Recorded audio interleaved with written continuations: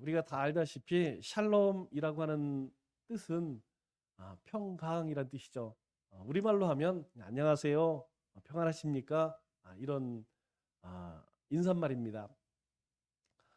오늘 우리 예비신자 초청일인데 오늘 아침 10시 반까지 저도 이제 3명이 온다고 그랬어요.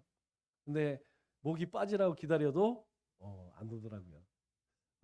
그런데 이제 우리 박 여사가 기도했던 가족들입니다. 우리 처제하고 처남이 원래 조치현에 사는데 청주에서 일 때문에 이사를 왔는데 일 때문에 이제 교회를 잘 출석을 못 하다가 오늘 이렇게 같이 왔어요. 또 보니까 우리 혜인 자매 가족도 같이 나온 것 같아요.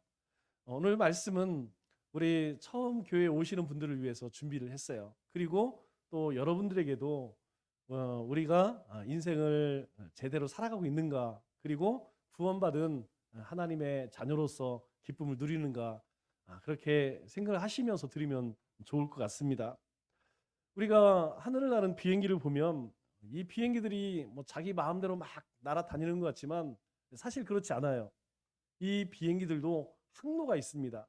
다시 이야기해서 하늘길이 있다는 것이죠. 이 길대로 가야지 별 문제 없이 목적지에 갈 수 있습니다. 그런데 비행기만 그런 것이 아니라 사실 배도 마찬가지예요.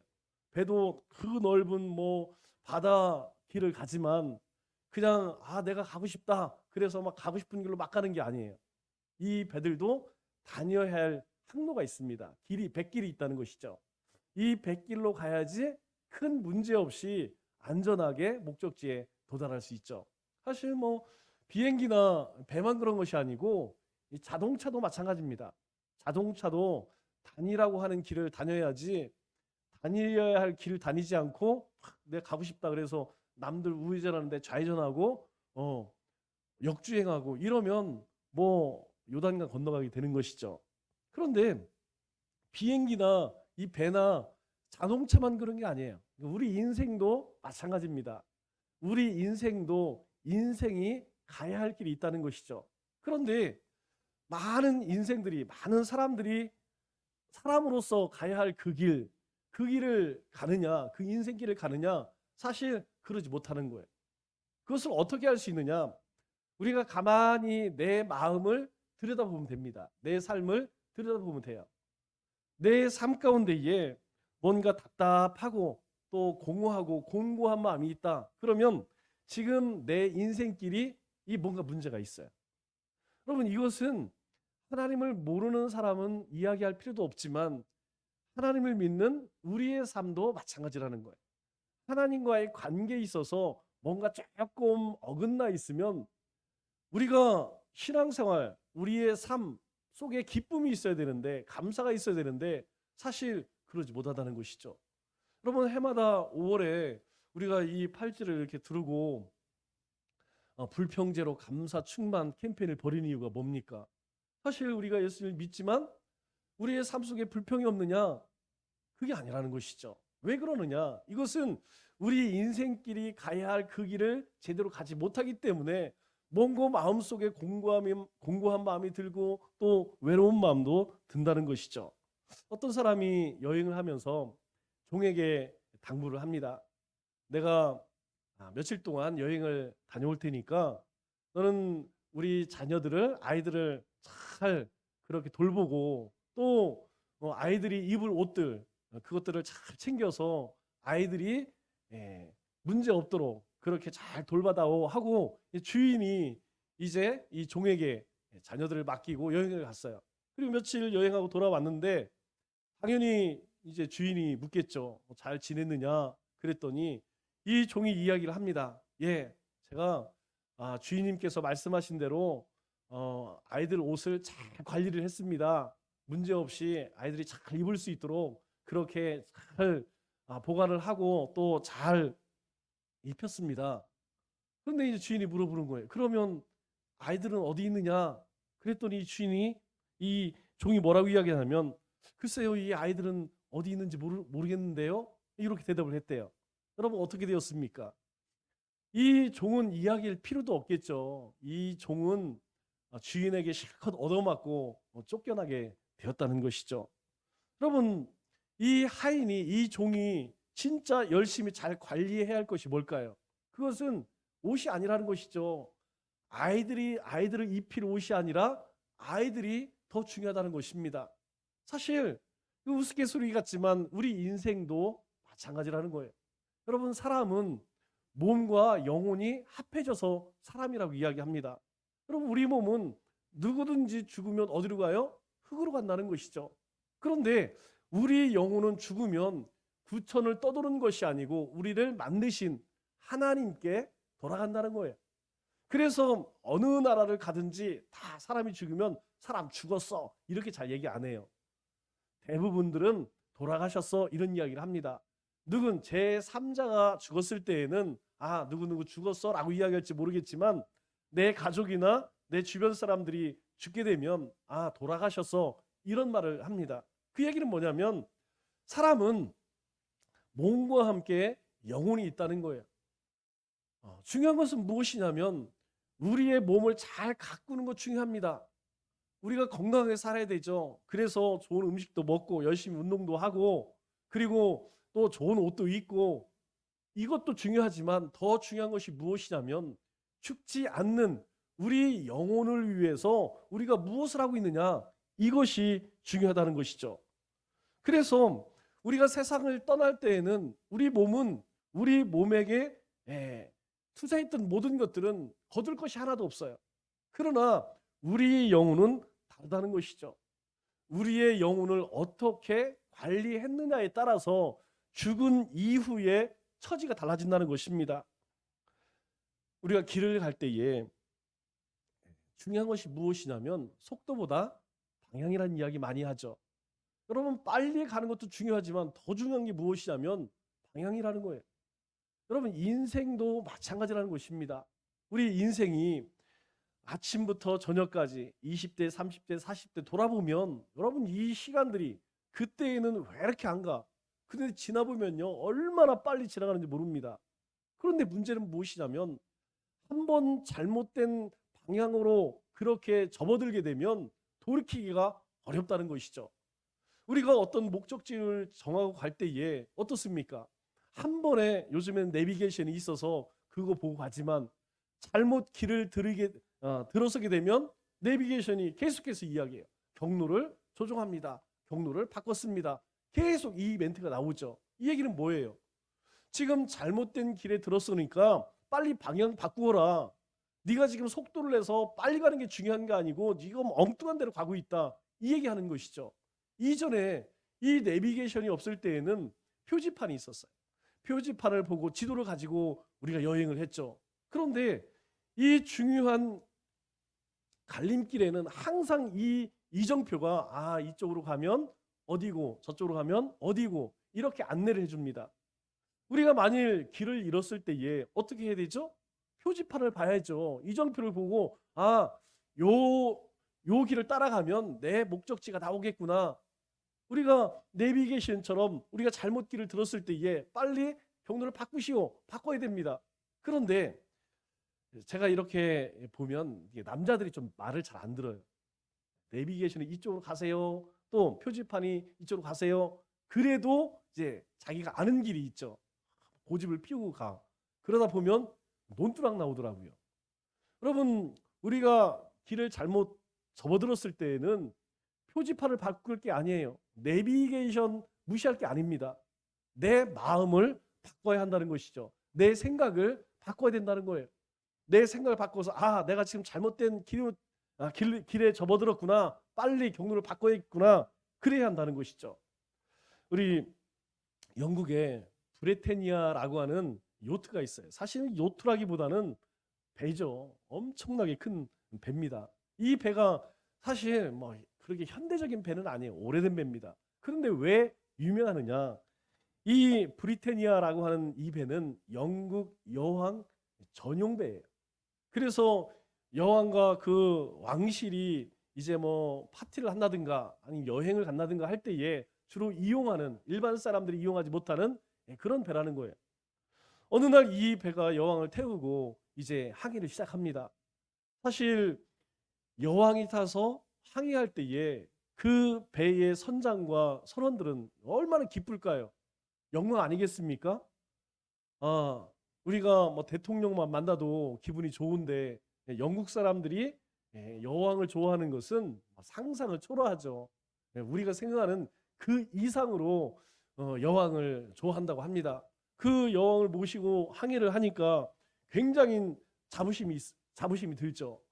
내가 여왕을 모시고 내가 가장 존경하는 이 여왕을 모시고 항해를 하는 기분이 아마 엄청 좋겠죠. 그런데 문제는 이 배가 출항을 하기 시작하면서 안개가 끼기 시작하는 거예요.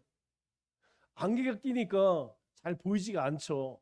그런데 가만히 보니까 저 멀리서 반짝반짝 불빛이 보이는 거예요. 그래서 이 배 선장이 이제 스프기를 통해서 또 무전기를 통해서 앞에 있는 배는 이 배 여왕이 탔기 때문에 영국 여왕이 탔으니까 비켜라, 조심해라. 그렇게 계속 방송을 하면서 항해를 하는데도 불구하고 비키질 않는 거예요. 그러니까 이 선장이 어떻겠습니까? 막 몸이 달겠죠. 이거 잘못하면 큰 사고가 나겠구나. 그래서 더 큰 소리로 그 앞에 있는 배는 빨리 비켜라. 지금 이 배는 영국 여왕님이 탄 배이기 때문에 빨리 항로를 바꿔라. 그런데 바꾸질 않는 거예요. 근데 점점 가까워지는 거예요. 그런데 그 불빛 속에서 누군가 이 배를 향해서 큰 소리로 외칩니다. 야, 이 미친놈아, 이건 등대야. 그렇게 이야기하더래요.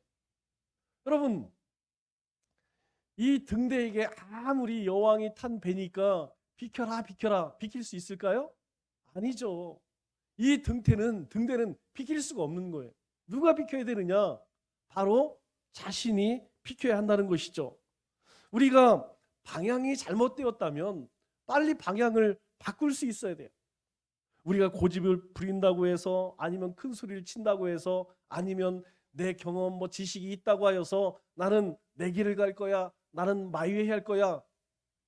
여러분 한 번 방향이 잘못되었다면 그 이후에는 돌이킬 수 없는 그런 문제들이 생깁니다. 여러분 끝까지 고집을 피우게 되면 결국에는 어떻게 되죠? 자기에게만 손해가 된다는 것입니다. 여러분 우리 인생도 마찬가지예요. 우리 인생에서 내가 옳다. 모든 사람들이 그거 옳지 않은 것 같아. 이게 옳은 것 같아. 그럼에도 불구하고 내 생각에 옳은 대로 살다가 결국 누가 손해볼까요? 야, 너 그렇게 살면 큰 문제가 생겨. 너 그렇게 살면 인생에 심각한 문제가 생긴다. 그 사람이 그 친구가 손해볼까요? 여러분 다른 사람이 손해볼 게 없어요. 내가 잘못된 인생을 살게 되면 그 손해는 고스란히 다 누구에게 오느냐? 바로 나에게 온다는 것이죠. 오늘 성경은 우리에게 말씀합니다. 뭐라고 이야기하냐? 요한복음 14장 6절 말씀을 보니까 내가 곧 길이요 진리요 생명이니 나로 말미암지 않고는 아버지께로 올 자가 없느니라. 이렇게 말씀합니다. 여러분 이 말씀을 누가 했을까요? 여러분 이 말씀은 예수님이 하신 말씀입니다. 이런 말을 아무나 할 수 있는 말이 아니에요. 여러분들이 만일 밖에 나가서 여러분 제가요 길이고 진리이고 생명입니다. 만일 그렇게 외친다고 하면 사람들이 뭐라고 할까요? 미 XX라고 이야기하겠죠? 사람들이 제정신이라고 하지 않을 거예요. 그런데 예수님께서 내게 곧 길이요 진리요 생명이니 예수님으로 나로 말미암지 않고는 하나님께로 아버지께로 올 자가 없느니라. 이 이야기를 들은 많은 사람들이 예수님을 믿고 예수님을 믿음으로 인하여서 하나님의 거룩한 백성이 되었다는 것이죠. 여러분 사실 예수님이 이 말씀만 하신 것이 아니에요.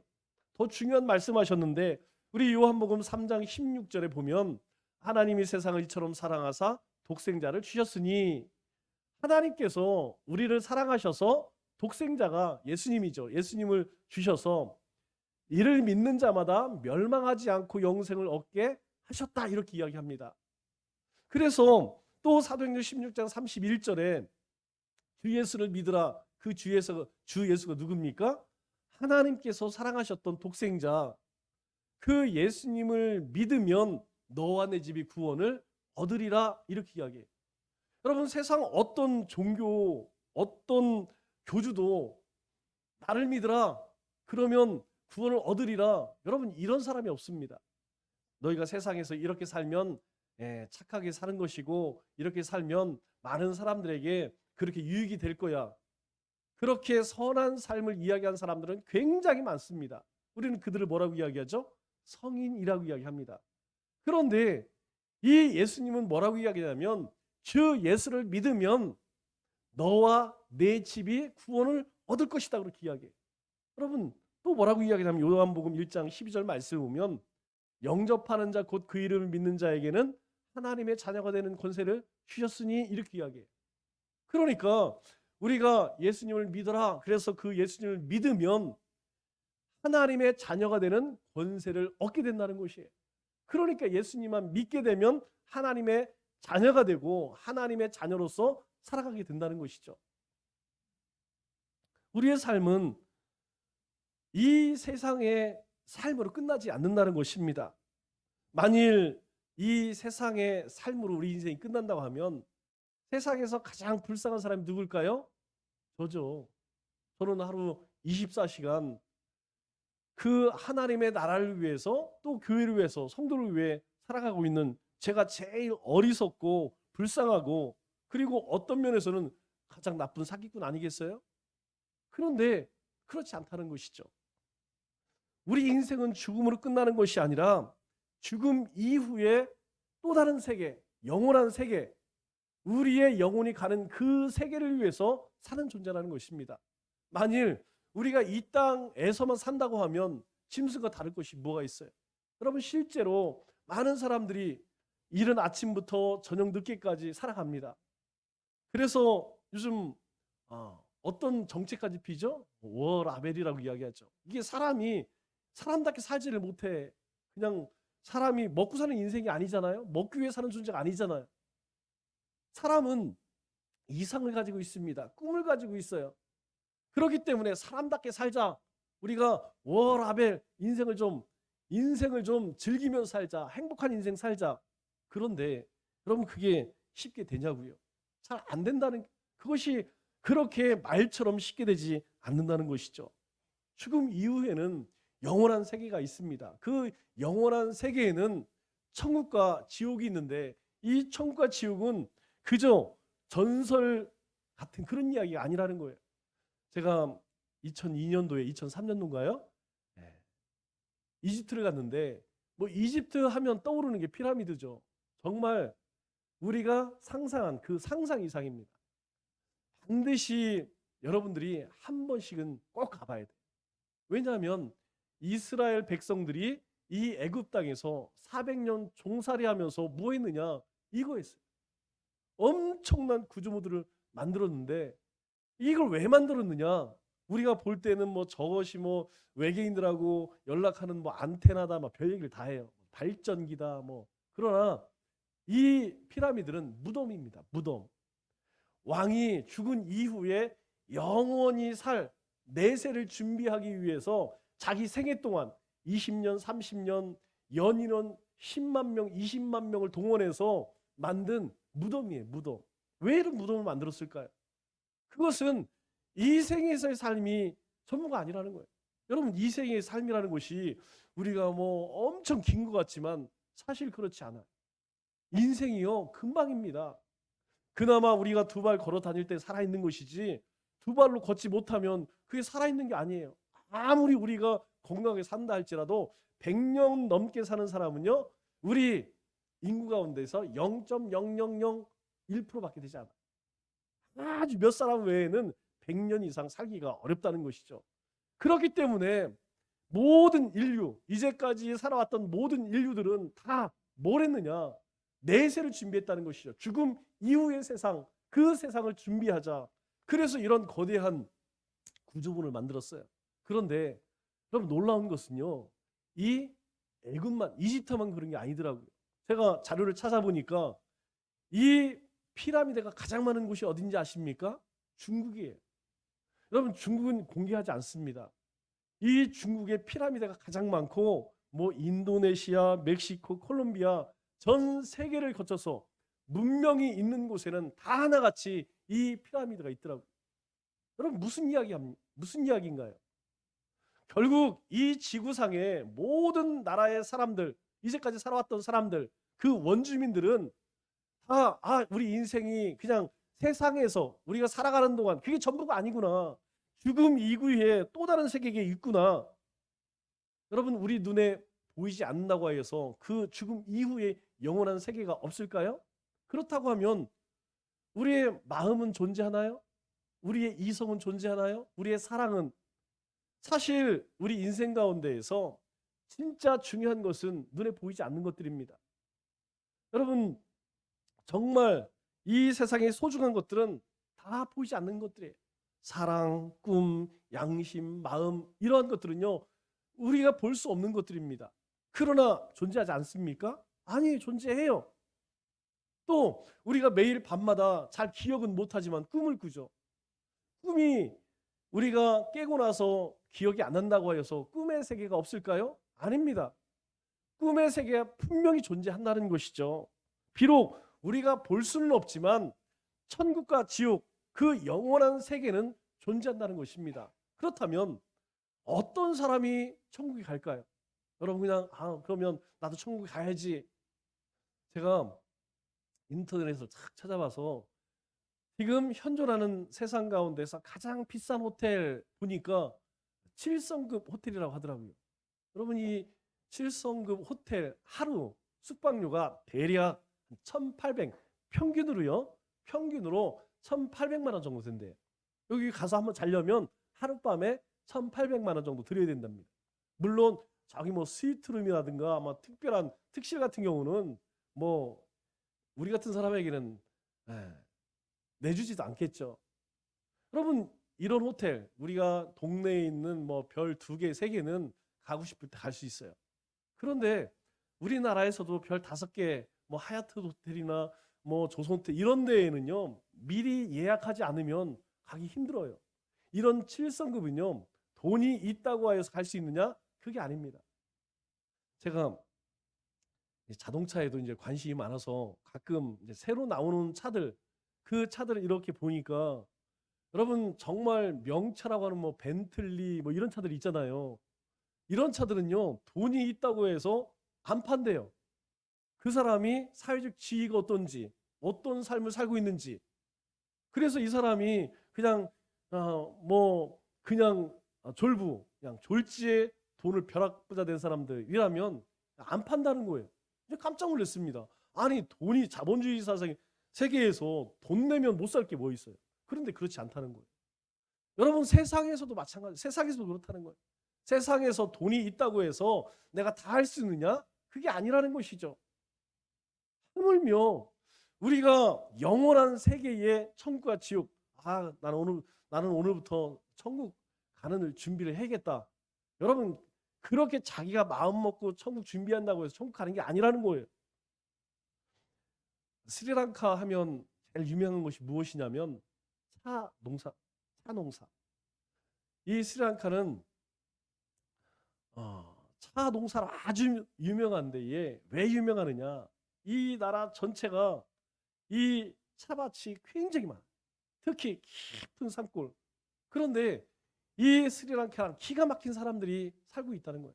무엇이냐면 어떤 사람들이냐면 바로 이 차 농장에서 일하는 사람들이에요. 왜 기가 막히느냐? 이 사람들은 여기에서 태어나서 여기에서 자라고 그리고 여기에서 죽는다는 거예요.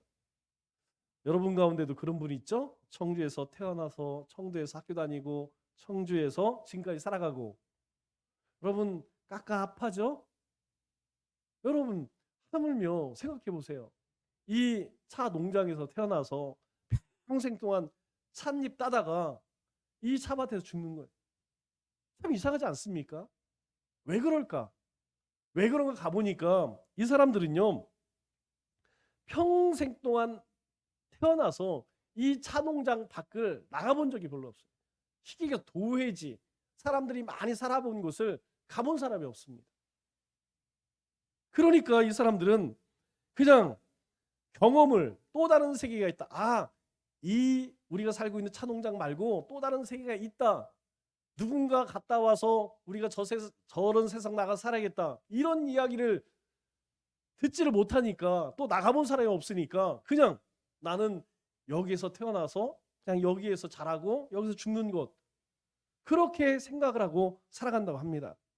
여러분, 그렇다면 이 사람들이 우리가 사는 이 차농장이 정말 전 온 세상에 전부 다 여기가 지상 낙원이다. 정말 그럴까요? 그게 아니라는 것이죠. 여러분, 우리 젊은이들 사이에 참 먹고 살기 힘드니까 많이 쓰는 표현 중에 하나가 뭐냐면 헬조선이에요. 헬조선. 조선이 헬이다. 한국 땅이 아주 지옥 같다. 이런 의미죠. 그래서 헬조선, 조선을 탈출하자. 우리가 다른 데로 가자. 여러분, 다른 데 한번 가보세요. 우리나라가 얼마나 괜찮은 나라인지. 제가 대략 이렇게 따져보니까 한 8개국, 9개국 이렇게 되는 것 같아요. 여러분, 어느 나라를 가도, 심지어 우리 이웃에 있는 중국은 비교할 게 아니고, 저기는 비교 대상이 아닙니다. 일본을 가보아도요, 우리나라가 훨씬 나아요. 세상에서 정말 지상 낙원이라고 하는 스위스, 여러분 일주일만 가보세요. 숨이 막혀 못 삽니다. 싱가포르 그렇게 좋은 나라 같지만 우리하고는 안 맞아. 왜 그런지 아세요? 우리 한국에는 다른 나라에 없는 인정이 있어요. 처음 모르는 사람이라도 말 붙여서, 여러분, 대화 못 나눌 사람이 없다니까요. 어느 곳을 가든지 누구든지 말 붙이면 그냥 대답 안 하는 사람이 없어요. 우리가 흔히 뭐라고 이야기합니까? 정이라고 이야기잖아요. 우리나라는 어딜 가도 서로 이 관등성명만, 서로 이제 통성명만 하고 나면 여러분 금방 친구 됩니다. 금방 가까워져요. 아무 문제, 살아가는데 별 문제가 없습니다. 여러분, 그러나 다른 곳 가보세요. 특히 동남아시아, 여러분 사람 사기 힘듭니다. 정말 힘들어요. 그러면 내가 가보지 않았다고 해서 존재하지 않을까요? 아니라는 것이죠. 내가 가보지 못했다 할지라도 여전히 또 다른 세계, 또 다른 세상 사람들이 있다는 거예요. 이 스리랑카 차 농장 사람들이 자신들이 그곳을 떠나지 않았기 때문에 다른 살기 좋은 그런 도회지가 없을까요? 아니라는 것입니다. 어디엔가는 더 행복하게 살아가는 사람들도 많이 있다는 것이죠. 우리가 여행을 할 때에 여행을 즐겁게 하기 위해서는 그 여행지를 잘 알아야 되죠. 그런데 처음 가는데 여러분 어떻게 여행지를 잘 알겠어요? 그때 필요한 게 무엇이냐면 가이드입니다. 안내자. 이 가이드를 잘 만나야 여행이 재미있어요. 이 가이드가 재미없으면요, 여행 망칩니다. 이 가이드가 시간 조정을 잘 해야지 좋은 구경 잘하고, 또 가이드가 잘 안내를 해줘야지 맛있는 음식 먹을 수 있어요. 여러분들이 다른 동네 가갖고 맛집이라고 하는데 찾아가 보세요. 여러분 아마 10집에 6, 7집은 다 사기입니다. 그걸 어떻게 할 수 있느냐? 제가 많이 당해봤어요. 제가 어느 안동에 갔다, 안동의 맛집 검색해서 이 집이 맛있다, 가서 맛있게 먹은 집 정말 드물더라고요. 그래서 이제 바꿨어요. 거기에 가서 현지 사람들에게 물어봐요. 동네 사람들에게. 아저씨, 이 동네에서 맛있는 집이 어디 있습니까? 제가 안동에 가서 물어보니까, 시장 가서 물어보니까 보신탕집 소개해 주더라고요. 보신탕 좋아해서 갔는데 놀란 게 뭐냐면, 안동 보신탕은 이제까지 먹어본 보신탕하고 완전히 달라요. 그 사람들은 뭐라고 하냐면 정국이라고 그래요. 정국. 그냥 설렁탕처럼 생겼어요. 정말 별미더라고요. 전혀 보신탕이라고는 생각할 수 없을 그런 비주얼의 그런 맛입니다. 여러분, 우리가 여행을 잘하기 위해서는 안내자, 가이드를 잘 만나야 돼요. 우리 인생도 마찬가지라는 것이죠. 우리 인생을 안내하는 가이드를 잘 만나야 돼요. 그 가이드 잘못 만나면 우리 인생이요, 정말 고통스러워지는 것이죠. 우리 인류 역사상 가장 많이 팔리고 가장 많이 읽힌 책이 뭘까요? 여러분, 부인할 수 없이 성경입니다. 매년마다 가장 많이 팔린 책은 성경이에요. 사람들에게 가장 많이 읽힌 책은 성경이에요. 왜 그럴까요? 여러분, 이 성경에는 오늘 예수님께서 말씀하신 내가 길이요 진리요 생명이라고 하는 하나님께서 이 세상에 있는 사람들에게 주신 말씀이 담겨져 있습니다. 다시약에서 우리 인생 내비게이션이라는 것이죠. 우리 인생을 어떻게 살아야 하느냐, 어떻게 사는 것이 진짜 행복하고 어떻게 사는 것이 진짜 가치 있는 인생이냐, 그것에 대해서 쓰여진 것이 바로 이 성경이라는 거예요. 그런데 이 성경 말씀에서 가장 중요하게 말씀하는 것이 무엇이냐? 이겁니다. 너희가 아무나 하나님 백성이 될 수 있느냐? 아니라는 거예요. 한 가지, 너희가 하나님 백성이 되기 위해서, 너희가 구원을 받기 위해서, 너희가 이후에 천국에 가기 위해서 한 가지만 한다는, 한 가지만 하면 된다는 거예요. 그게 무엇이냐면 예수님을 믿는다는 거예요. 여러분, 예수님 믿는다는 거 다른 게 아닙니다. 내가 내 양심으로 스스로 생각해 보면 돼요. 내가 이제까지 살아오면서 20년, 30년, 50년, 70년, 80년을 살아오면서 내가 어떤 인생을 살았는가? 내가 착하게 살았는가? 살지 못했는가? 여러분, 죄라는 건 그렇습니다. 9가지 착한 일을 했어도 한 가지 죄를 지으면 죄인이 되는 거예요. 우리 인생이 나는 착하게 살았어 라고 생각할지라도 내가 누군가를 비난하고 누군가를 미워했다면 그것도 죄가 된다는 거예요. 그러면 우리는 죄인이라는 것입니다. 우리가 구원받는 길은 뭐 어려운 것이 아니고, 내 인생이 참 죄 많이 지은 인생이구나. 내가 죄로 인하여서 이제 지옥 갈 인생이구나. 그런데 예수님을 믿으면 그 죄를 묻지 않는다고 하니 그 예수님만 믿으면 구원을 얻는다는 거예요. 그 내용이 성경입니다. 성경은 다른 내용 아니에요. 우리가 죄인이구나. 그리고 이 죄를 용서받고 우리가 하나님의 백성 구원받기 위해서는 예수님을 믿어야 하는구나. 그 내용이 바로 성경이라는 거예요. 그 성경 말씀 가운데 우리 로마서 10장 10절로 11절에 우리에게 이렇게 말씀합니다. 사람이 마음으로 믿어. 여기 사람은요, 누구든지 예수님을 마음으로 믿어 의에 이르고 입으로 시인하여 구원에 이르느니라. 여러분, 이 얘기는 뭐냐면 나는 죄인입니다. 여러분, 우리가 법정에 가도 이 자리에 아마 법정 가보신 분들이 별로 없죠? 네, 저는 또 가봤다는 거 아니에요? 제가 왜 갔냐면 고속도로에서 난폭 운전을 했다고 누군가 신고를 했어요. 그래서 법원에 날라왔습니다. 즉결 처분 받으라고.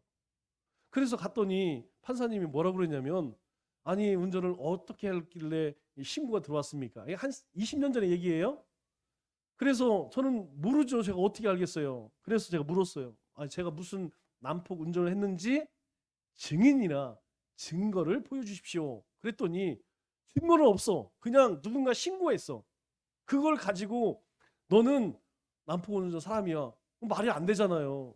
그래서 제가 판사님에게 이야기했죠. 아니, 세상에 그런 법이 어디 있습니까? 증거도 없이 누군가의 신고만으로 제가 어떻게 벌금을 내겠습니까?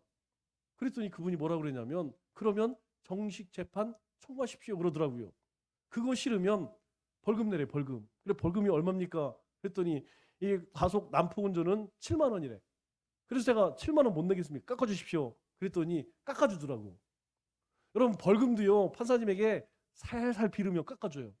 혹시 즉결 또는 뭐 이렇게 가면, 그래서 3만 원 벌금 내고 그 자리에서 안 내면 하루 구류 살아야 됩니다.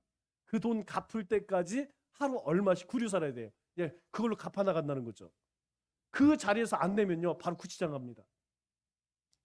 우리가 판사 앞에 섰을 때에 중요한 것은 무엇이냐면, 내가 지은 죄를 여러분 다 고백하는 게, 이게 중요해요. 그런데 어떤 사람들은 그러냐? 안 그래요? 막 변호사 사서 나는 죄 안 지었어요. 다행히 무죄가 되면 참 다행이지만, 그렇게 거짓말 치다가 걸리면 괘씸죄라는 게, 여러분, 괘씸죄는요 플러스 알파가 됩니다. 형량이 1년이면 플러스 알파 1년 6개월 받아요. 우리가 재판을 받을 때에 솔직하게 이야기하는 것, 이게 참 중요하다는 것이죠. 마찬가지예요. 우리 인생도 우리를 만드신 하나님 앞에서 내가 죄인입니다. 여러분, 사람 앞에 내 죄를 얘기하는 건 부끄러워서 못해요.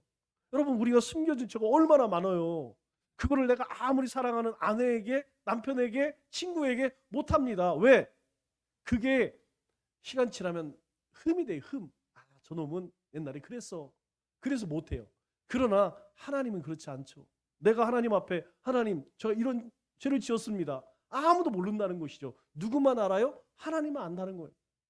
누구든지 하나님 앞에 자복하면 하나님께서 용서하신다는 거예요.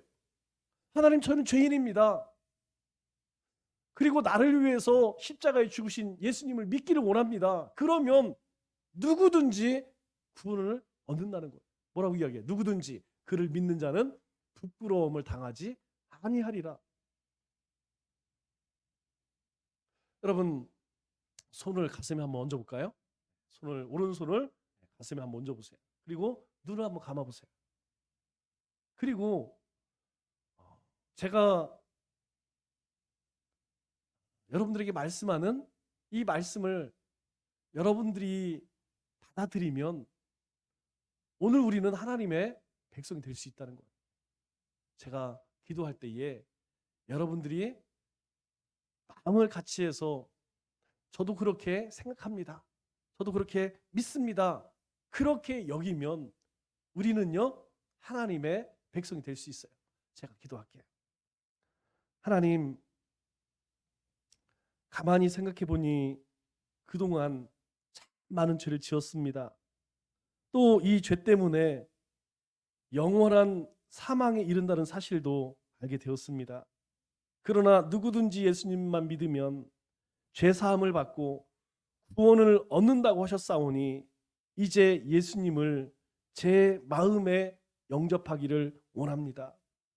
이제 그 예수님이 우리 안에 들어오셔서 나를 다스려 주옵소서. 그리고 거룩한 하나님의 자녀로 살아가게 하여 주옵소서. 예수님 이름으로 기도하옵나이다. 아멘.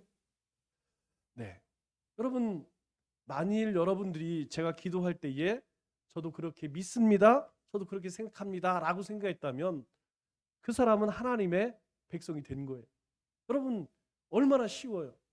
여러분, 하나님 믿는 것은 와서 교회 와서 뭐 헌금 많이 해라, 일 많이 해라, 여러분, 그거 아닙니다.